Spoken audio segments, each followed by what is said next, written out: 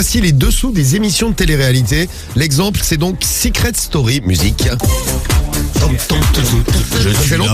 Ça faisait longtemps qu'on n'avait pas écouté ça. C'est une candidate qui s'appelle Morgane. Elle a attendu 7 ans la fin de son contrat de confidentialité pour faire des révélations. Comment ça se passait dans les coulisses de Secret Story? Voici tout de suite une vie sympa. Une vie sympa pendant tout le temps où t'es dans Secret Story. Ça se passe comme dans ça. Dans la maison des secrets. Ça se passe, donc t'es enfermé, tout ça. Mais avant aussi.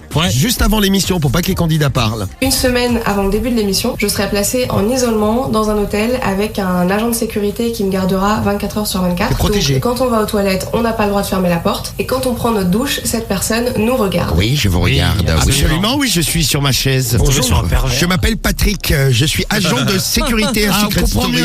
Ouais, c'est sympa l'intimité dans l'émission. La propreté également, c'est pas mal. Ils font en sorte qu'on n'ait pas beaucoup de matériel pour faire le ménage. On avait genre un balai, un torchon, 2 gants Mappa qui ont été dégueux hyper vite. Ce qui fait qu'il y avait des moments où on avait des cafards, où on avait des bestioles qui couraient par terre. Oh, génial, comme chez moi. C'est sympa, dis donc. Évidemment, on chope des maladies pendant l'émission, vu que la maison est sale. Au bout d'un mois, j'avais des plaques sur le corps à cause de l'humidité et de la crasse. Quelle horreur. Les machins, c'est insalubre en fait.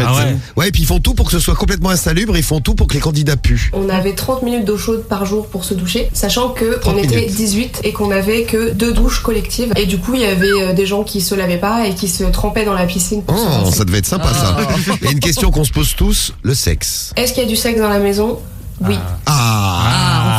On est content. Du coup, il y a 2 stratégies. Il y en a qui disent que pour être sûr de pas être diffusé, le plus simple, c'est de se mettre à poil au milieu du salon. Ouais, mais après ils te floutent, donc tu te fais baiser au final. Et puis une émission qui est honnête, la preuve, c'était présenté par Benjamin Castaldi.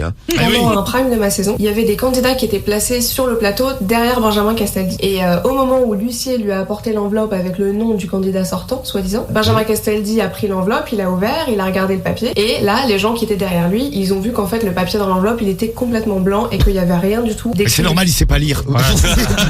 Oui, on lui dit dans l'oreillette. Il sait pas lire avec les yeux tout enfermés. Il a pas d'yeux, il a un trait à la place. Écoutez, ça a pas changé, c'est pareil pour Danse avec les stars. Il y a plein d'articles sur Danse avec les stars, le truc est bidonné du début à la fin. C'est à la carte, non mais ils signent dès le départ, ils disent moi je vais en faire que 3. Ok, on va te faire 3. Tu vas rester 3 semaines. Nickel. 3 semaines, t'inquiète, on te dégage. La télé-réalité, c'est marrant qu'il y ait réalité. Oui. C'est fou. Merci en tout cas pour ces révélations. Merci Morgane et bon courage Morgane pour la suite là.